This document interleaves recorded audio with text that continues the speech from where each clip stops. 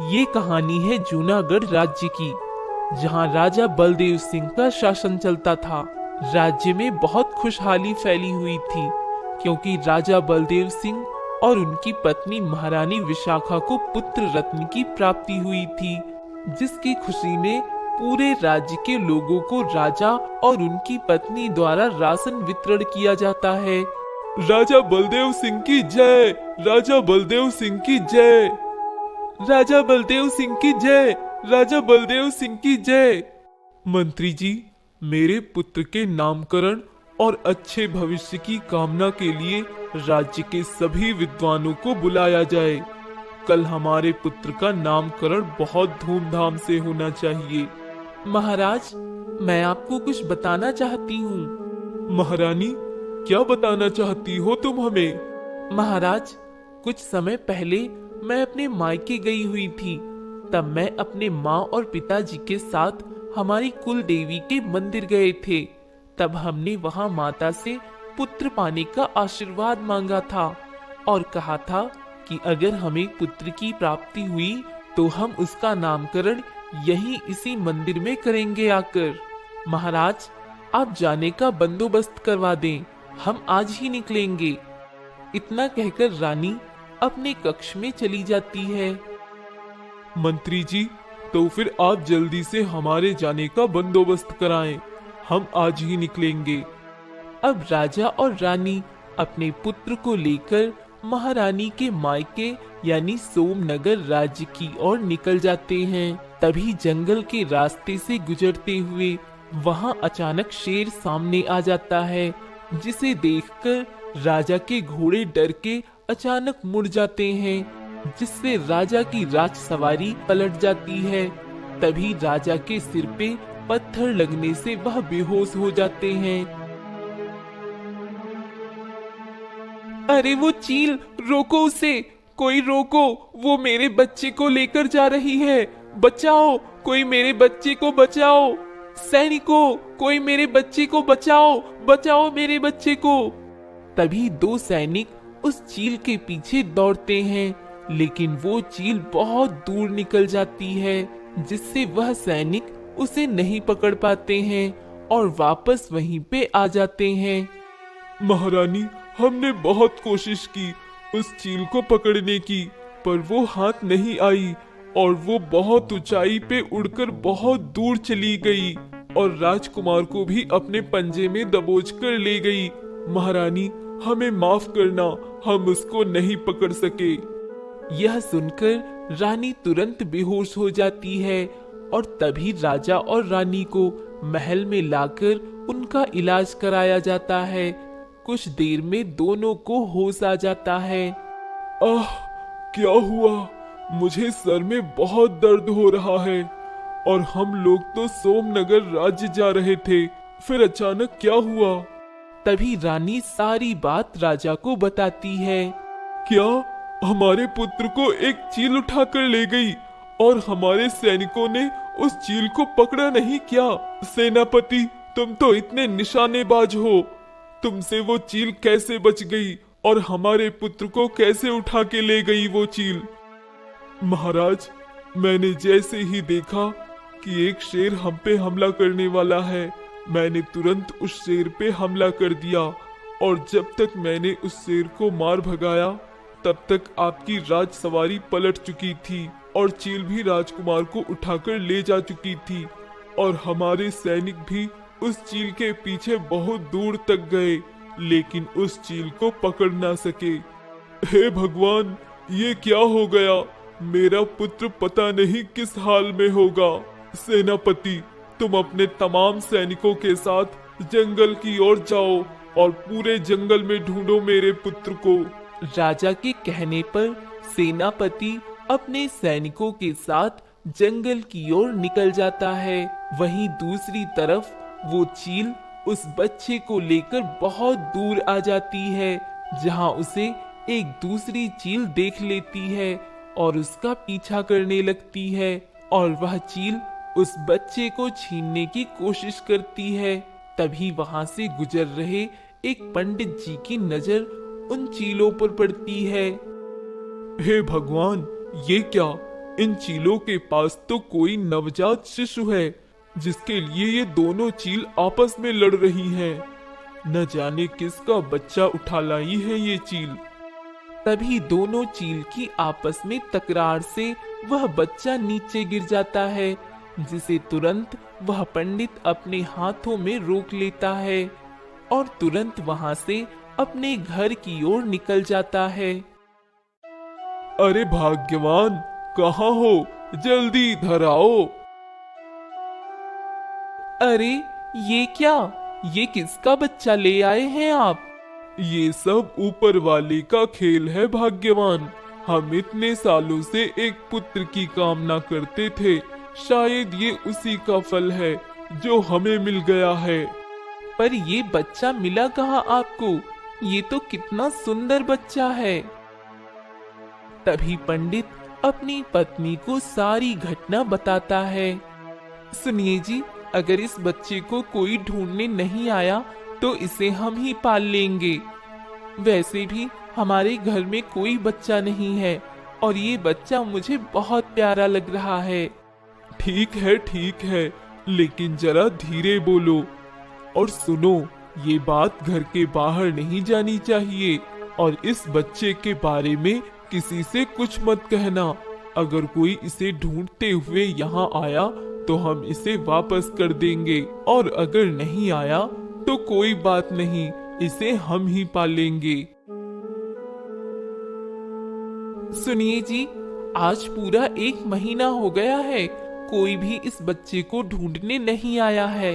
अब हम क्या करें? करेंगे क्या? अब हमें मिला है ये, तो इसका पालन पोषण करना भी हमारी ही जिम्मेदारी है। लेकिन क्या? देखो भाग्यवान, हम इस बच्चे को लेकर इस गांव में नहीं रह सकते। हमें ये गांव छोड़कर कहीं दूसरी जगह रहने जाना होगा, क्योंकि हमारी कोई संतान नहीं है। ये बात सारा गांव जानता है। अगर अचानक इस बच्चे को लोग देखेंगे तो कई सवाल करेंगे, इसलिए हमें ये गांव छोड़कर कहीं और जाना होगा। हाँ, आप ठीक कह रहे हैं, हमें इस गांव में नहीं रहना चाहिए। इतना कहकर पंडित अपनी पत्नी और नन्हे बच्चे को लेकर उस गांव से निकल जाता है और एक छोटे से कस्बे के पास जंगल के किनारे एक झोपड़ी बनाकर वो रहने लगते हैं। ऐसे ही कुछ वर्ष बीत जाते हैं और वो छोटा बच्चा अब बड़ा हो चुका होता है। बेटा सूर्यदेव, मैं बाजार जा रहा हूँ कुछ सब्जियाँ और घर का राशन लेने। तब तक तू जा, आज जंगल से सूखी लकड़ियाँ ले आ। आज घर में लकड़ियाँ नहीं बची हैं। सूर्यदेव जंगल में लकड़ियाँ लेने चला जाता है। देखो, तुम जल्दी से सारा माल मेरे हवाले कर दो, नहीं तो अपनी जान से हाथ धो बैठोगे। मुझे जाने दो, तुम मुझे जानते नहीं हो। मैं इस राज्य के राजा का पुत्र हूँ और ये राज्य मेरा है।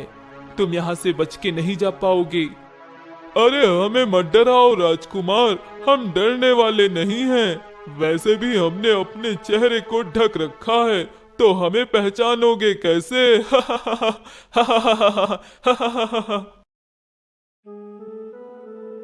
अरे ये क्या? ये तो डाकू हैं और उस व्यक्ति को बंदी बनाकर उसको लूटना चाहते हैं। मुझे कुछ करना होगा। तभी सूर्यदेव छुपकर शेर की आवाज निकालता है और वो दोनों डाकू शेर की आवाज सुनकर डर जाते हैं। अरे रंगा, ये तो शेर की आवाज है। हाँ बिल्ला, ये शेर की ही आवाज है। लगता है शेर इधर ही आ रहा है। अरे भागो, जान प्यारी है तो, नहीं तो उसका निवाला बन जाएंगे हम लोग। वह दोनों डाकू वहां से भाग जाते हैं। कौन हो तुम और यहाँ क्या कर रहे हो? यहाँ पे शेर है, क्या तुम्हें डर नहीं लगता है? मेरा नाम सूर्यदेव है, मैं यहीं पास में कुछ दूर पे रहता हूँ और यहाँ पर कोई शेर नहीं है। वो तो मैंने ही शेर की आवाज निकाल के उन दोनों डाकुओं को डराया था, ताकि वो तुम्हें कोई नुकसान न पहुँचा सके। क्योंकि मैंने देखा कि कैसे वो दोनों तुम्हें धमका रहे थे। तुम तो किसी राजसी घराने से लग रहे हो, फिर तुम यहाँ इस जंगल में अकेले क्या कर रहे हो?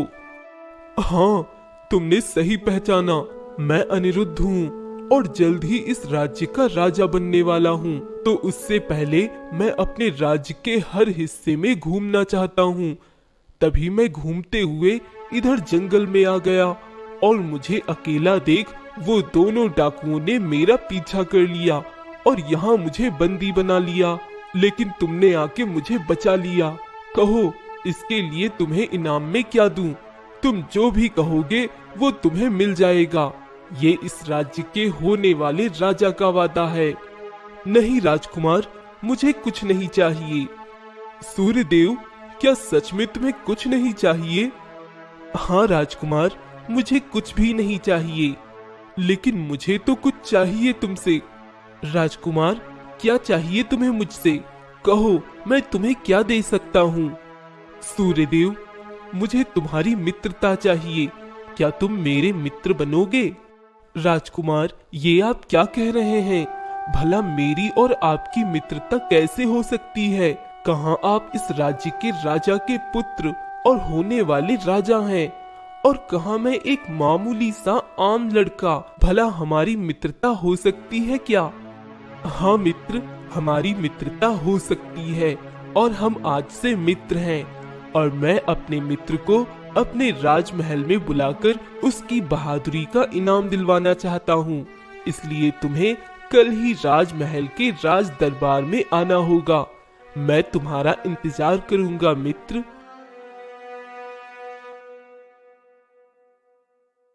ताऊ जी, यही है वो सूर्यदेव जिसने मुझे जंगल में डाकुओं से बचाया था। सूर्यदेव, तुमने मेरे पुत्र की जान बचाई है, जिसके लिए मैं चाहता हूँ राजा साहब से तुम्हें कुछ इनाम मिले। हाँ हाँ, मैं तुम्हारी बहादुरी से प्रसन्न हुआ हूँ और इसके लिए मैं तुम्हें 10 सोने की मोहरे इनाम के तौर पर देना चाहूँगा। नहीं महाराज, मुझे कोई इनाम नहीं चाहिए। मुझे तो पहले ही इनाम मिल चुका है। राजकुमार ने मुझसे मित्रता की, मुझे अपना मित्र माना। मेरे लिए तो यही इनाम है। अब मुझे किसी भी इनाम की आवश्यकता नहीं। नहीं, ये नहीं हो सकता। ये मैं क्या देख रहा हूँ? ऐसा कैसे हो सकता है? वो राजमहल में प्रवेश कर चुका है। मुझे जल्दी ही ये बात नरेंद्र देव को बतानी होगी। अब तांत्रिक नरेंद्र देव से मिलने राजमहल जाता है। अरे तांत्रिक बाबा, आप यहाँ क्यों आ गए? मुझे पता भेज दिया होता, मैं आ जाता। पता भेजने भर का समय नहीं था मेरे पास, क्योंकि बात ही कुछ ऐसी है जो मुझे जल्द ही तुम्हें बतानी है। ऐसी क्या बात है तांत्रिक बाबा जो बताने आप यहाँ चले आए?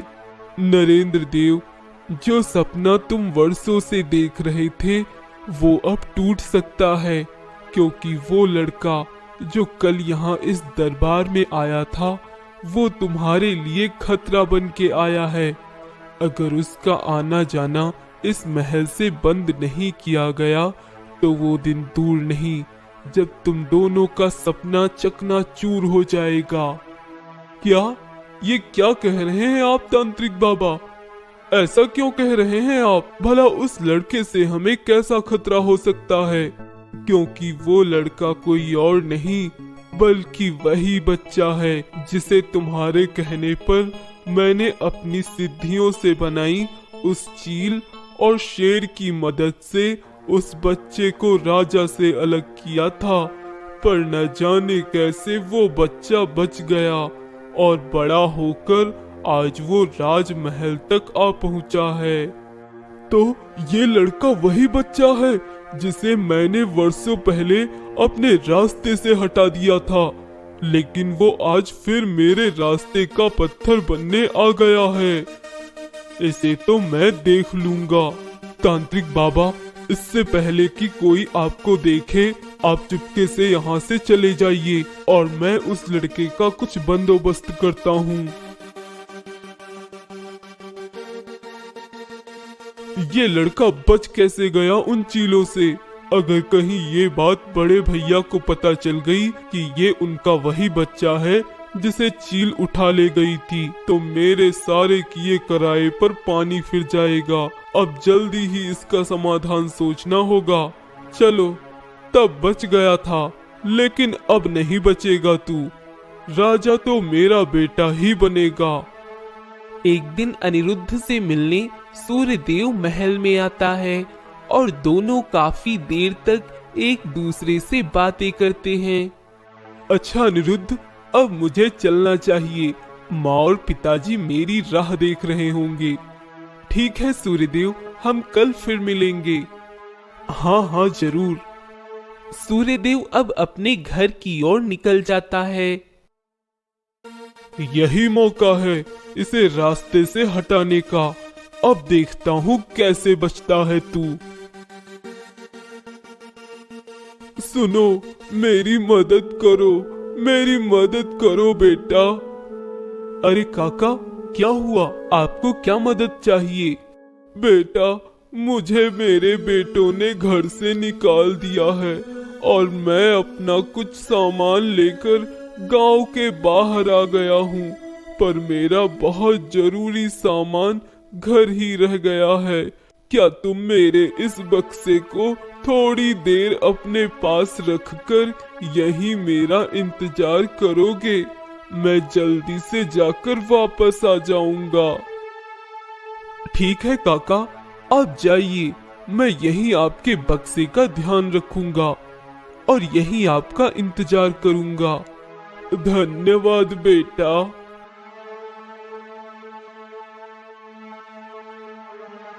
ए, ये बक्सा तुम्हारे पास कहाँ से आया?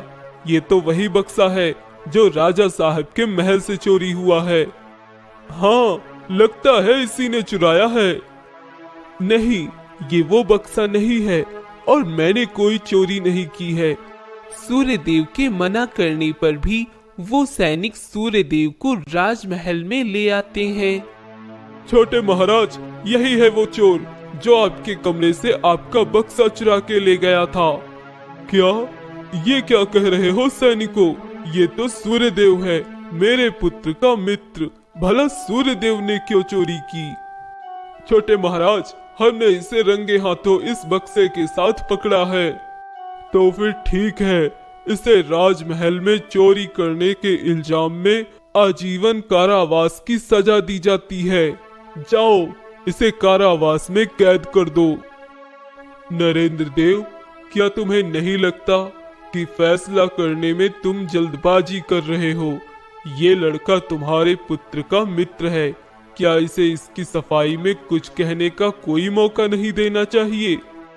भैया, जब चोरी किया हुआ बक्सा इसके पास मिला है तो अभी क्या सफाई की उम्मीद बाकी है?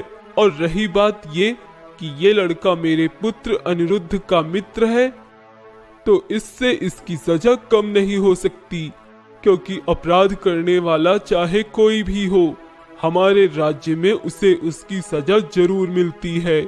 इसलिए ही तो ये राज्य इतना महान है ना बड़े भैया? हाँ हाँ।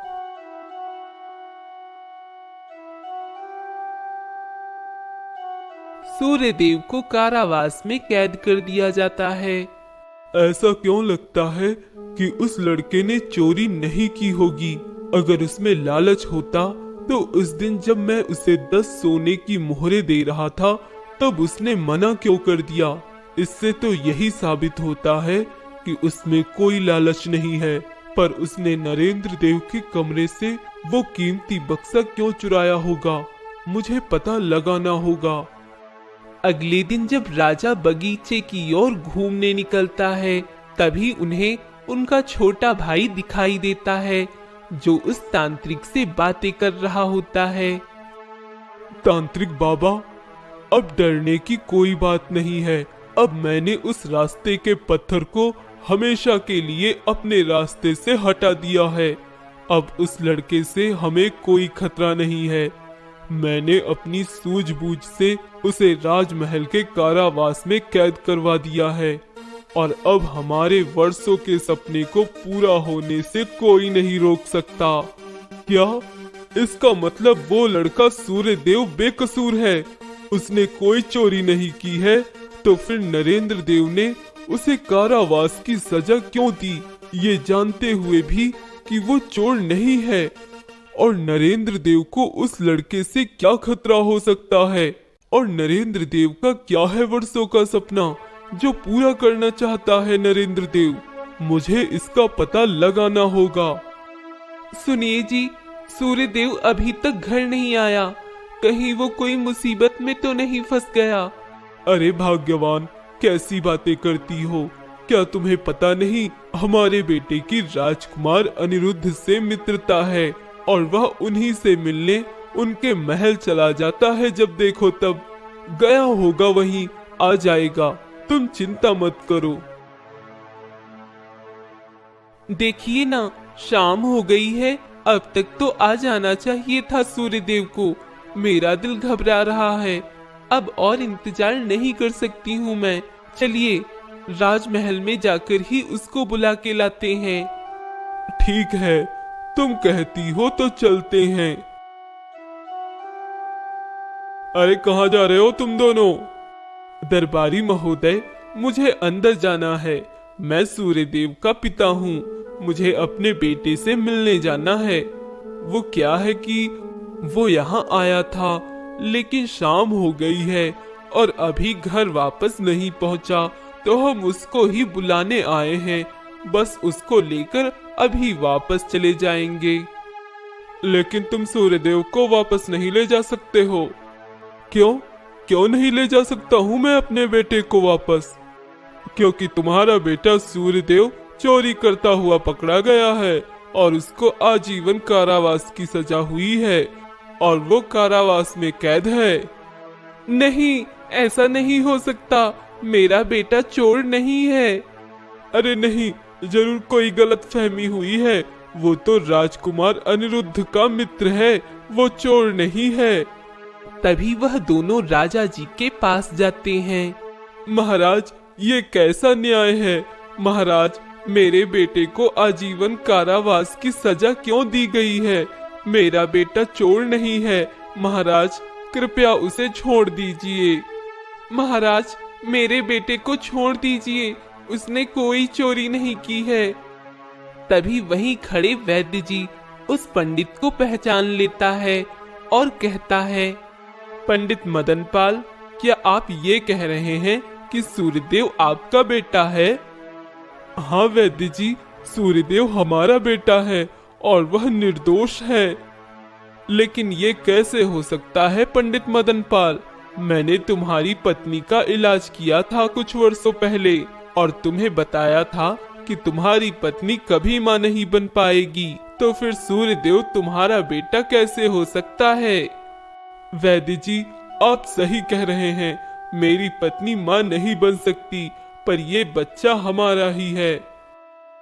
वैद्य जी, आज से 21 वर्षों पहले मैं जंगलों की तरफ से गुजर रहा था, तभी मुझे एक चील दिखाई दी जिसके पास एक नवजात शिशु था और दूसरी चील उससे वह बच्चा छीन रही थी। तभी वह बच्चा उसके पंजे से छूटकर नीचे गिरने ही वाला था कि मैंने उसे अपनी गोद में पकड़ लिया और अपने घर ले गया। कुछ दिन मैंने इंतजार किया, शायद कोई आए जिसका बच्चा होगा, लेकिन काफी दिनों तक कोई नहीं आया। तब हम दोनों ने ही उसको अपने बेटे की तरह पाला है। महाराज, मेरा बेटा चोरी नहीं कर सकता है। क्या ये सूर्यदेव वही बच्चा है जिसे चील उठा के ले गई थी? सैनिकों, जल्दी जाओ, सूर्यदेव को अभी कारावास से निकालकर यहाँ लेकर आओ। सैनिक तुरंत ही सूर्यदेव को राजा के पास लेकर आते हैं। मुझे तो पहले ही शक था कि सूर्यदेव ने कोई चोरी नहीं की है और अब मुझे सब समझ आ रहा है कि ये किसकी चाल है।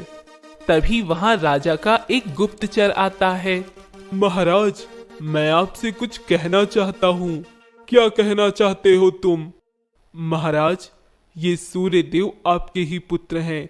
जिन्हें आपके भाई छोटे महाराज ने तांत्रिक के साथ मिलकर तांत्रिक की सिद्धियों से जंगल के रास्ते पर उस शेर और चील की मदद से आपसे अलग कर दिया था, ताकि छोटे महाराज के बेटे राजकुमार अनिरुद्ध इस राज्य के नए राजा बन सके।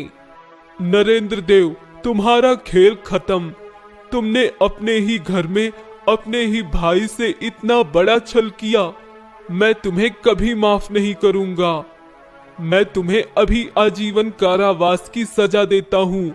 सैनिकों, ले जाओ इसे और डाल दो कारावास में। अब राजा और रानी अपने पुत्र को देखकर बहुत खुश हो जाते हैं और सूर्य देव को सारी सच्चाई बता देते हैं। पंडित मदन पाल जी, मैं आपका बहुत शुक्रगुजार हूँ कि आपने मेरे बेटे को इतने साल पाल पोस कर बड़ा किया, जिसके लिए मैं आप दोनों का बहुत आभारी हूँ। और मैं चाहता हूँ कि आप दोनों आज से यहीं रहें, महल में ही, और हमारा बेटा हम सबके साथ रह सकेगा। यह सुनकर पंडित जी और उसकी पत्नी बहुत खुश हो जाते हैं और कुछ दिनों बाद सूर्यदेव बनता है राज्य का नया राजा।